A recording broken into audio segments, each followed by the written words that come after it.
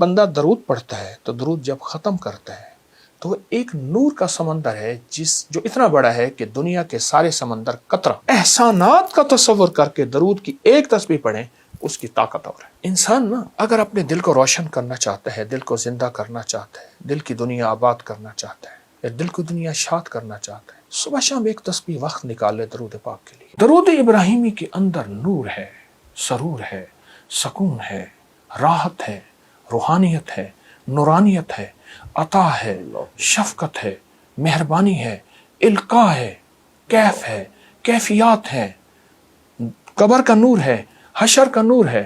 عجیب بات بتا، ہمیں قبر میں جب بندہ جائے گا تو سارے چھوڑ جائیں گے، بھائی نہ تو کام آئے گا، نہ کوئی فرزند، عرصہ نہیں کھل جائے گا جب آنکھ ہوئی بند، وہ کام کرو جس سے خدا ہوئے رضامند، ہوشیار کے ہونا ہے تمہیں خاک کا پیوند۔ اللہ یوم یفر المرء من اخی و امہ و ابی و صاحبتہ و بنی، کوئی کام نہیں آئے گا۔ قبر میں رکھ کے اس کو سارے چھوڑ کے چلے جائیں گے، ایک حسین جوان اس کے سرہانے آ کے بیٹھے گا اور نکیرین کے سوال و جواب، اور ہر لمحے میں اس کا ساتھ، اندھیروں میں روشنی، بھوک میں کھانے، قبر کے بچھونے، سب کا انتظام۔ کہ تو کون ہے؟ سارے مجھے چھوڑ گئے۔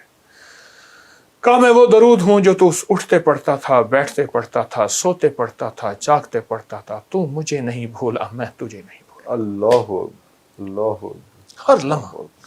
اجازت ہو ایک اور چیز بتاؤں؟ جی جی جی علامہ جلال الدین سیوطی رحمۃ اللہ علیہ نے ایک بات لکھی ہے، فرمایا کہ ایک فرشتہ ہے، اس کے اتنے پر ہیں جتنی ساری مخلوق، آسمانوں کی، زمینوں کی، زمین کے نیچے، آسمان کے اوپر، آسمان کے نیچے، سمندر کے نیچے، اربوں خربوں خربوں خربوں مخلوق ہے، اس کے اتنے پر ہیں۔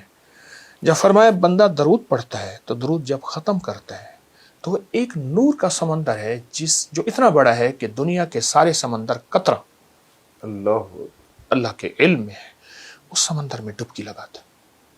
جب باہر نکلتا ہے تو پروں کو جھاڑتا ہے، ہر پر سے قطرے گرتے ہیں، ہر قطرے سے فرشتہ بنتا ہے، اور ہر فرشتہ قیامت تک اس کی طرف سے درود پڑھتا رہے گا۔ اللہ اللہ، اس ایک درود کے صدقے۔ یہ میرے کملی والے کے احسانات ہیں۔ اس لیے میرے شیخ فرماتے تھے درود پاک پڑھتے ہوئے میرے آقا کے احسانات کا استحضار ہو کے خیال، اماں کا احسان، باپ کا، معاشرے کا، محسن کا، لیکن جو کملی والے کا احسان ہے وہ کسی کا نہیں ہے۔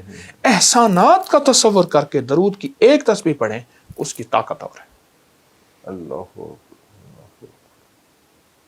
تو اور کیا کیا اس کی برکات ہیں؟ تو درود شریف سے تو آپ نے اتنا ایسا سما باندھ دیا کہ میں چاہ نہیں رہا کہ آپ اس پہ ابھی یہاں پہ رکیں۔ یہ تو اور کیا کیا اس کے کرامات ہیں درود شریف؟ اللہ انسان نا اگر اپنے دل کو روشن کرنا چاہتا ہے، دل کو زندہ کرنا چاہتا ہے، دل کی دنیا آباد کرنا چاہتا ہے، دل کی دنیا شاد کرنا چاہتا ہے، صبح شام ایک تسبیح وقت نکال لے درود پاک کے لیے، ضروری وقت نکال لے، اور درود پاک کو توجہ سے پڑھے۔ مختصر درود پڑھ لے، چلو سب سے مختصر درود ہے صلی اللہ علیہ وسلم، سب سے مختصر درود ہے صلی علی محمد، صلی اللہ محمد۔ یہ بھی مختصر درود ہے، کوئی درود پاک مختصر کر لے۔ میں ایک عمل بتاتا ہوں آپ کو، وہ ہے کہ بعض اوقات نا انسان کی کچھ خطائیں ایسی ہوتی ہیں جن کی وجہ سے اس کی عبادتیں اس کے منہ پہ مار دی جاتی ہیں۔ ایک درویش تھے، وہ اپنی ہر نماز کے بعد، اپنی ہر عبادت کے بعد منہ پہ ہاتھ رکھ لیتے تھے۔ حضرت کیوں؟ پر میں میری سب کچھ کہیں میرے منہ پہ نہ مار دیے، اللہ تو اس قابل نہیں۔ لیکن عجیب بات بتاؤں، درود پاک کوئی بندہ دکھاوے، ریاکاری، بناوٹ، سجاوٹ، دھوکے کے لیے پڑھے، اللہ کہتا ہے میں پھر بھی قبول کروں۔ ہر عبادت کے لیے اخلاص ضروری ہے، اخلاص ضروری، مخلص ہونا۔ درود واحد ہے، اگر کوئی دکھاوے کے لیے پڑھے، جبکہ مومن دکھاوے کے لیے پڑھ ہی نہیں سکتا، مومن تو اللہ کی رضا کے لیے پڑھتا ہے، فرمایا درود پھر بھی قبول ہے۔ اللہ۔ اور یہ جو نماز کی اتحیات میں نا، عرفان صاحب، نماز کی اتحیات میں یہ جو اللہ نے درود رکھا ہے نا، ساری عبادات کے بعد اتحیات ہے بالکل اتحیات ہے۔ لیکن التحیات سے پہلے آپ یہ دیکھیں، آپ ذرا غور کیجئے گا، التحیات للہ والصلوات والطیبات، بس یہاں تک رک جائیں۔ جب میرے آقا معراج پہ تشریف لے گئے تو اللہ پاک نے فرمایا میرے حبیب کیا لائے؟ تو حضور نے فرمایا میں آپ کے لیے اللہ التحیات للہ والصلوات والطیبات۔ تو اللہ پاک نے اس کا جواب دیا السلام علیکم ایھا النبی ورحمۃ اللہ وبرکاتہ۔ اگلا بھی عجیب سوال جواب دیا، اللہ پاک نے عجیب عطا فرمائی، کیا؟ قیامت تک کے لیے آپ جیسے مجھ جیسے ضعیفوں اور کمزوروں کے لیے بھی اللہ نے ایک عطا کر دی، السلام علینا وعلی عباد اللہ الصالحین۔ اے میرے حبیب آپ جب جائیں گے نا، آپ کی غلامی کرنے والوں کے لیے بھی میرے سلام ہے۔ سلام، اللہ اکبر۔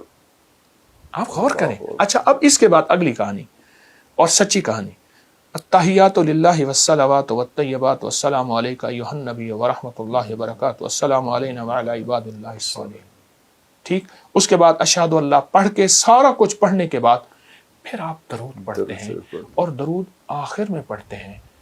یہ اس بات کی بنیاد ہے کہ ساری عبادتوں پہ قبولیت کی مہر لگتی ہے، اللہ، اور وہ میرے آقا کملی والی کی نسبت کے بغیر نہیں لگ سکتی، نہیں لگ، نسبت مصطفیٰ چوکٹ مصطفیٰ کے بغیر نہیں لگ سکتی۔ اللہ، اللہ۔